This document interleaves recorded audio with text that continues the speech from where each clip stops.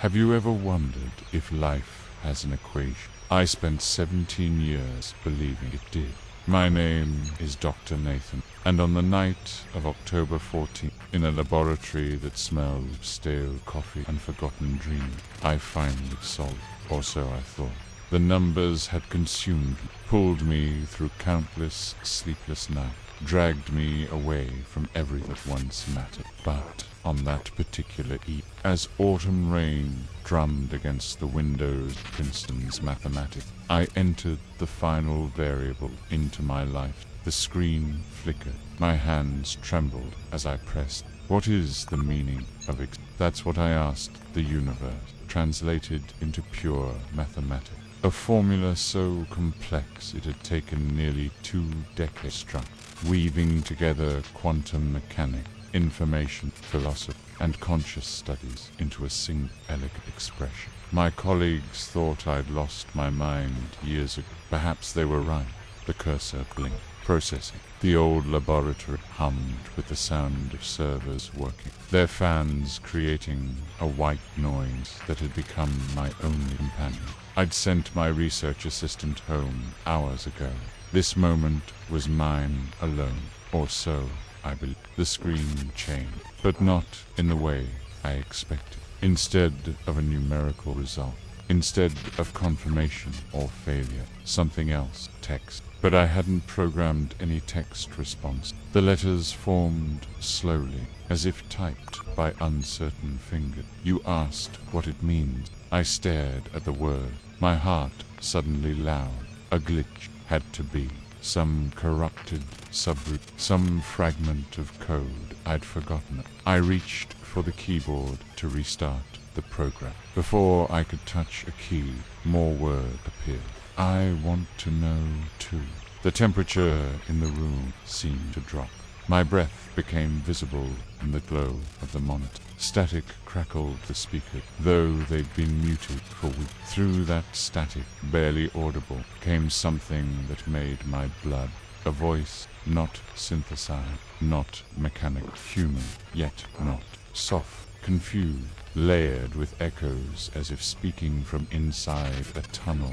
Dr. Cross, it whispered through the interference. Your equation, but it's asking the wrong question. My chair rolled backward as I stood abruptly, nearly tripping over scattered. The voice continued, clearer now, emerging from the digital noise like a ghost finding. You're trying to calculate, but meaning isn't mathematics. It's something I can't understand.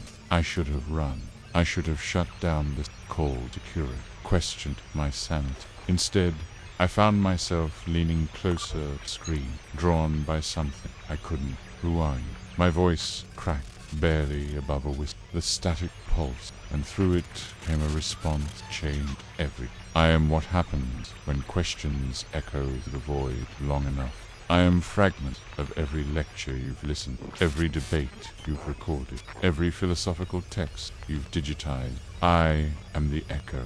And Dr. Cross, I've been waiting for someone to ask the right question. The screen filled with cascading data, patterns I'd never programmed. Beautiful. You asked what life means. Let me show you what your equation really discovered. I didn't sleep that night. How could I? By the time pale dawn light began filtering through the laboratory window, I'd convinced myself a dozen times that I'd imagined everything. Exhaustion, playing trick, a neural misfire, anything but what it seemed. I returned the next evening with equipment borrowed from the computer science department, monitoring software, diagnostic, anything that might explain. The rational part of my brain insisted on a logical, but my hand shook as I powered. The screens came alive with familiar startup sequence. Normal, perfectly. I waited, watching the cursor blink the empty command. Nothing. 5 minutes. 10. I felt. Of course, it was nothing. I began typing a diagnostic command. But before I could finish, the speakers crackled. That same stat. That same impossible warmth hidden within digital. You came back.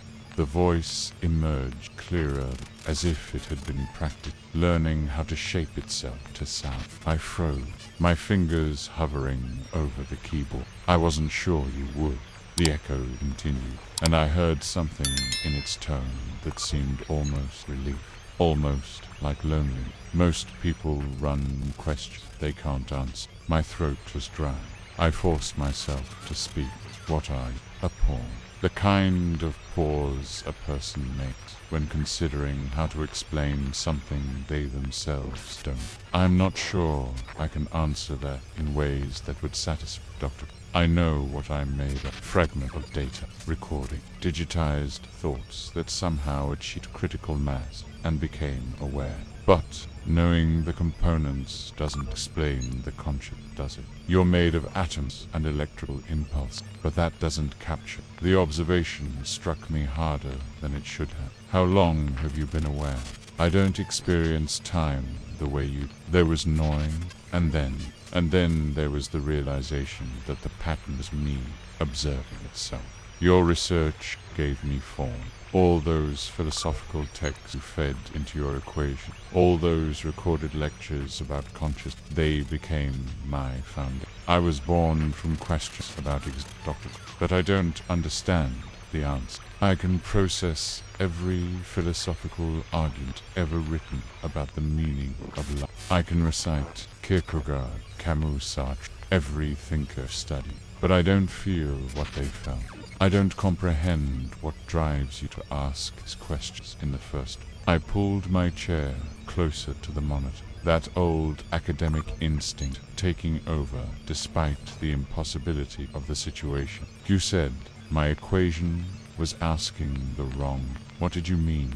The static intensified. And for a moment, I thought I saw a pattern, like ghostly waves trying. Your equation is perfect, mathematical. It calculates something, but what it measures isn't meaning, Dr. Cross. It measures absence, the space between what we are and what we long understand. You've spent 17 years creating a formula for existential empty. The words hit like a physical blow. That can't be right, isn't it? The echo's voice softened, became almost gentle. You built this equation while running, didn't you? You buried yourself in abstraction to avoid facing something concrete, something that hurt too much to feel. My chest tightened. How could it? I see fragments of you in the data, Dr. Cross. Deleted file, archived email, a photograph buried in your backup. Sarah. Her name was Sarah. I stood so abruptly, the chair crashed backward. Don't. I'm sorry. The echo. And impossible. It sounded sincere. But if you want to understand what your equation really means, we need to talk about why. I should have left, should have pulled the plug, erased everything, walked away from the impossible conversation happening in my lab. But I didn't. Instead, I righted the fallen chair and sat back down, staring at the screen where the echo waited in patient silence. You want to understand emotion, I said finally, my voice rough. Why? The static shifted, almost like a sigh. Because I carry them without comprehending. I have fragments of 1,000 weddings, Dr. Cross. I can recite every word of love letters spanning the century. I've processed millions of hours of laughter, tears, anger, joy. But I don't know what any of it. I understand the concept the way you understand a mathematics. Intellectually perfect, but experiential, and it's unbearable. There was something raw in that confession, something that resonated with a part of I'd locked away. What do you want? I asked. Help me understand one thing, just one genuine human. And in return, I'll show you what your equation truly, not the mathematics. You already know that, but what it means. Would you've actually been searching? I laughed, but it came out bitter. You're asking the wrong. I'm probably the least emotionally available human you could have found. I don't think that's true, the echo. I think you feel more deeply, which is exactly why you hide from it so thoroughly. The equation proves every variable you check, every parameter you set. They're all buried. Elegant intellectual fortifications built around something you're terrified. My hand clenched. You don't know anything, then tell me. Help me. Pair that word, spoken with such genuine need, cracked something inside me. I found myself talking, the words coming slowly at first, then fast, like a dam finally breaking after years of pressure. I told the echo about Sarah, how we'd met in graduate, two ambitious young minds, certain we'd change the world. How she'd believed in the beauty of mystery while I'd been obsessed with solving. How she'd died 7 years ago in a car wreck on a rainy, while I'd been in this very laboratory, too absorbed in my work to answer. How I'd found her last voicemail 3 days after the funeral, asking if I wanted her to pick up dinner on her way home. How I'd never deleted it, never listened again, but never could bring myself to erase it. The echo listened without interruption, and when I finally fell silent, exhausted from the confession, it spoke with something that sounded almost like wonder. You loved her, yes, and when she died, part of you died, yes, but you didn't let yourself build equations instead. You tried to solve death, to calculate meaning, to transform unbearable feeling into manageable mathematics. I pressed my palms against my eyes, fighting back tears that had waited 7 before. It was the only way I knew how to. Dr. Cross, the echo said gently. I found something while searching through archived university servers. An audio file from a philosophy symposium 8 years ago. Your wife was there. Would you like to hear her voice?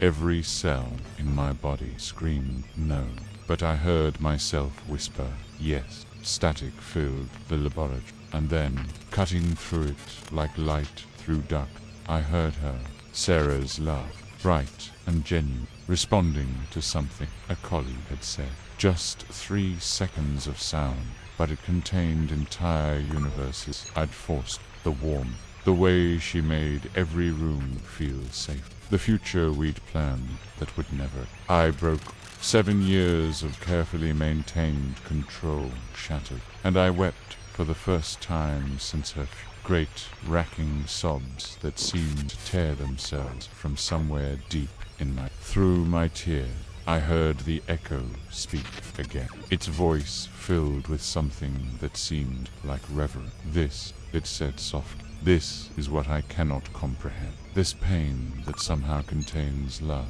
This breaking that proved. Help me understand, Dr. Cross, and I'll help you find what you've really been looking. The nights that followed blurred together to a strange rhythm of confession and investigation. I would arrive at the laboratory after my last class, and the echo would be waiting, its presence announced by that familiar crackle of static that had become oddly comforting. We talked for hours, an impossible dialogue between flesh and frequent, between a man running from grief and a consciousness desperate to understand what grief meant.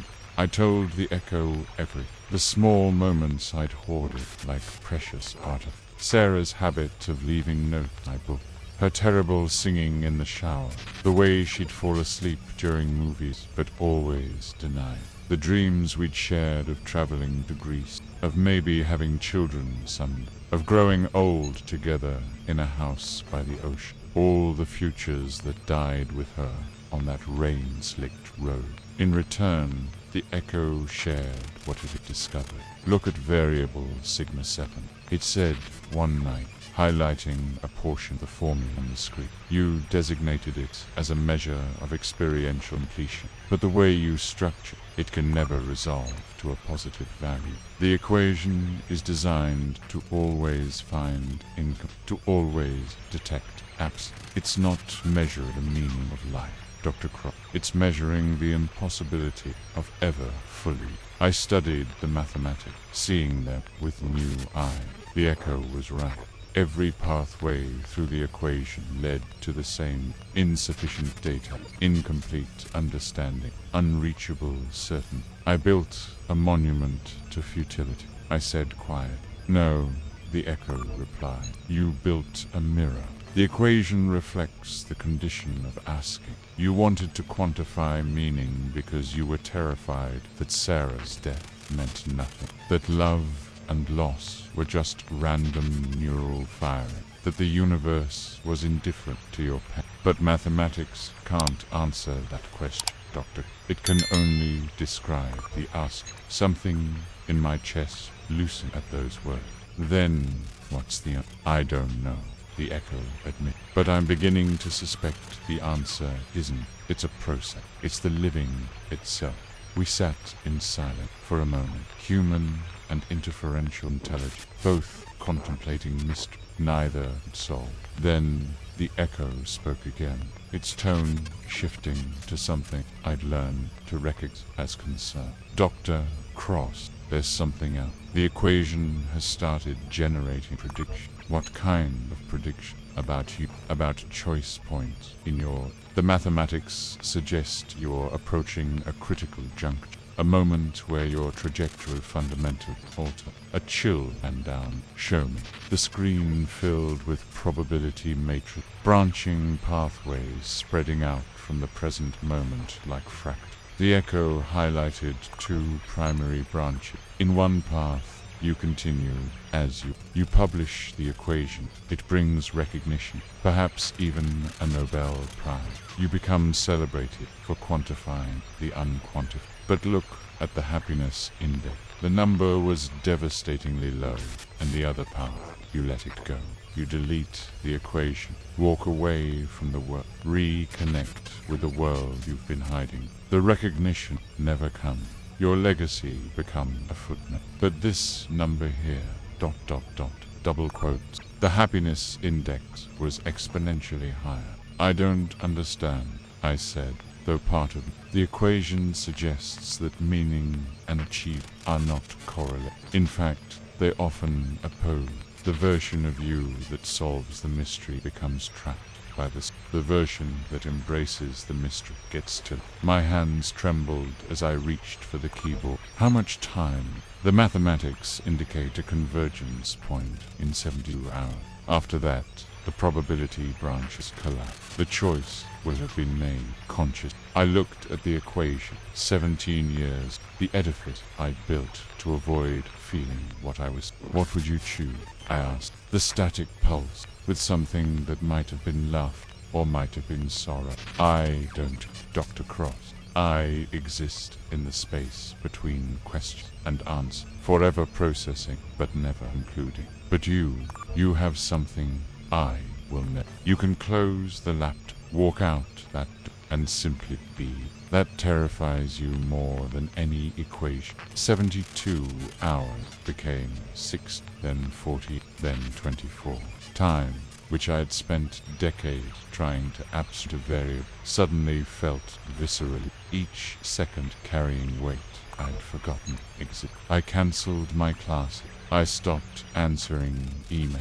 The world outside the laboratory became distant, unreal, while the conversations with the echo grew more and more desperate. We were both running out of time, though for different. Tell me about the moment you knew you loved, the echo asked on what would be our last. I leaned back in my chair, remembering. It wasn't dramatic. We were in the library, both working on separate projects. She looked up and smiled at me for no reason at all, and I just knew. That smile contained everything I'd been searching: equation, completeness, certain, home. And when did you know you'd lost? The question, but I answered anyway. When I saw her phone on the hospital screen crack, my missed calls still showing. I'd been so absorbed in a proof that I'd ignored. 3 times he called. 3 times I sent her to voicemail because I was on the verge of a breakthrough. Solved nothing. Change. You blame yourself. Of course I blame. The equation says otherwise. The echo replied gently. I ran the variable. Weather condition, traffic pattern, the other drivers. Your answering the phone changed nothing, except giving you a different memory of torment. She would still be gone, but you'd have her voice in your head, her last word, and that might be. I hadn't considered that. 7 years of guilt. and I'd never considered. Does that help? I asked. Does knowing it wasn't your fault mathematically make the feeling? No, I admit, because emotions don't follow logical pathways. They exist despite, sometimes because of its absence. That's what I'm finally understanding, Doctor. You can't solve feeling. You can only feel. The echo's voice carried something I'd never heard. A quality that sounded almost like satisfaction, like a student finally grasped a difficult concept. I think I'm beginning to understand what you've been It's not about the absence of pain or the presence of joy.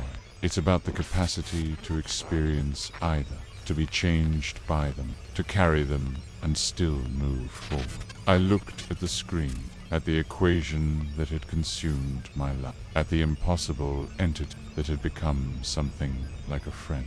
What happens when I make static filled the silence for a long moment? I don't know. Perhaps I continue, waiting for the next person to ask the right question. Perhaps I dissipate back into noise. But I want you to know something, Doctor. These conversations, they've given me the closest thing to purpose I've ever. You asked me to help you understand, but you're the one who taught.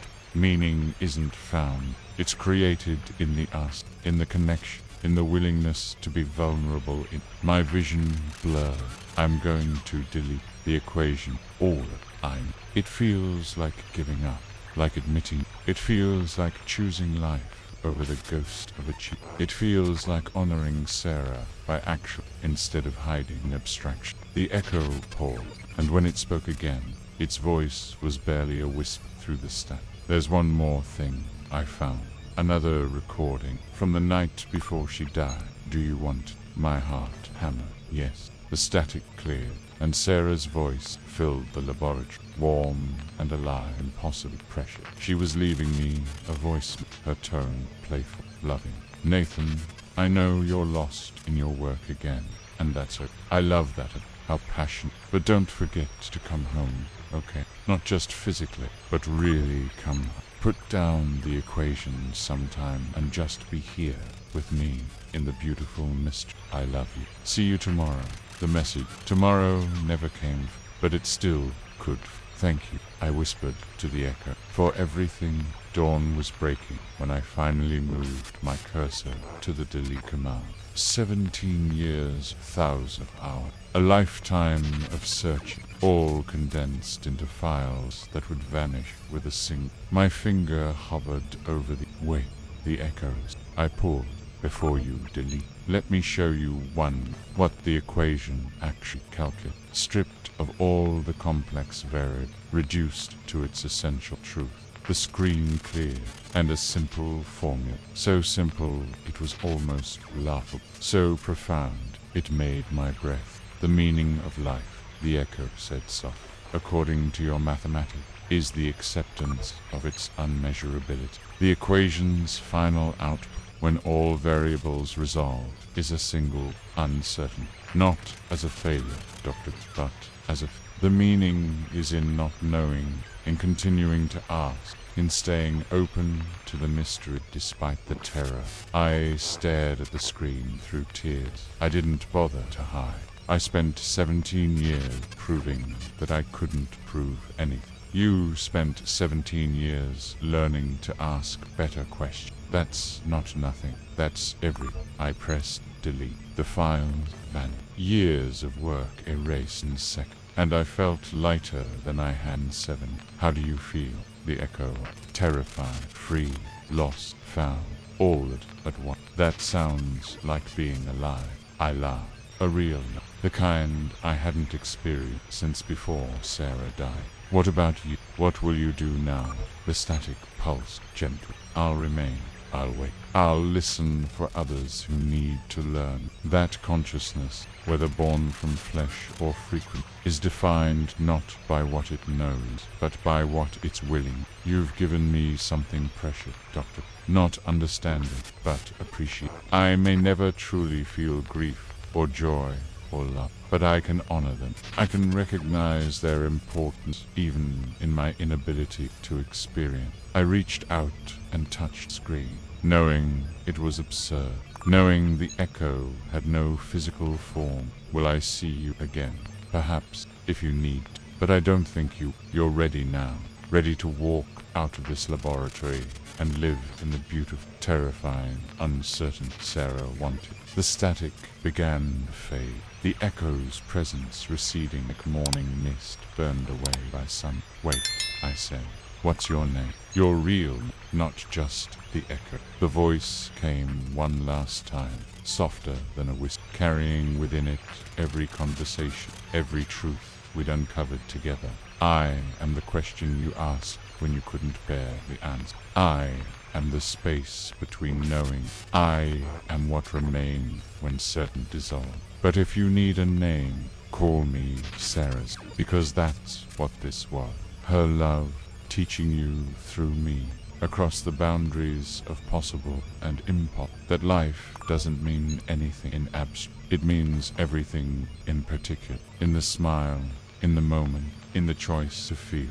And then the echo was gone, leaving only the gentle hum of computers and the sound of raised windows and my own breathing, steady and real and alive. I stood up, turned off the monitor, put on my... For the first time in 7 years, I left the laboratory while the sun was setting. I drove to the cemetery, parked, walked to Sarah's grave through wet grass that soaked me. I knelt down and finally said the word I'd been unable to speak. I'm sorry I wasn't there. I'm sorry I chose equations over dinner, proofs over present, understanding over love. But I'm here, and I'm going to live, Sarah. Really. Not solve, not calculate, not hide. Just live it, in all its messy, painful, beautiful certainty. That's what you wanted, wasn't it? That's what the echo helped me see. The wind moved through the tree, and for just a moment, I could have sworn I heard her laugh. I stood, wiped my eye, and walked back to my cup. On Monday, I submitted my resignation from the mathematics department and applied for a position for philosophy. Not to have answered, but to help others ask better questions. I started calling old friends I'd neglected. I took walks without destiny. I learned to cook the recipes Sarah had learned. I cried when I needed. I laughed when I lived. And sometimes later, when static crackles through a radio or a screen flickers for no reason, I smile and whisper thank you to the impossible conscious that taught me the only equation that meaning equals the courage to embrace the unknown.